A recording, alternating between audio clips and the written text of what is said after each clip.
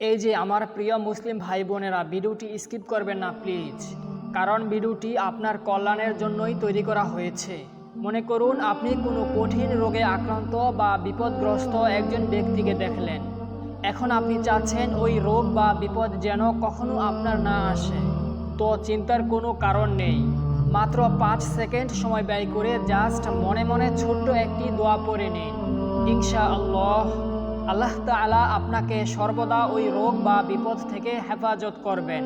তো অনেকেই দোয়াটির রেফারেন্স সম্পর্কে জানতে চাইবেন, তাদের জন্য বলছি, এটা হচ্ছে তিরমিজি শরীফের হাদিস, যেটা কিনা বিশুদ্ধ 6টি হাদিস গ্রন্থের মধ্যে থেকে একটি।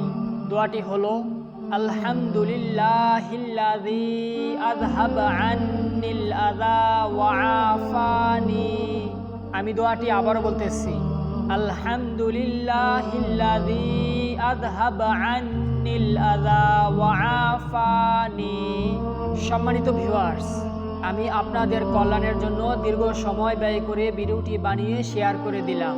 এখন আপনি কি মানুষের কল্যাণের জন্য মাত্র কয়েক সেকেন্ড সময় ব্যয় করে ভিডিওটিতে একটি লাইক, কমেন্ট এবং শেয়ার করে সবার কাছে পৌঁছে দিতে পারবেন না, যাতে করে সবাই দোয়াটি পেয়ে আমল করতে পারে?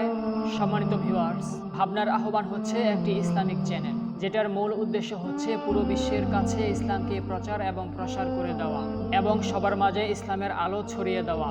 তাই আমার জন্য সবাই দোয়া করবেন এবং সাপোর্ট করবেন প্লিজ।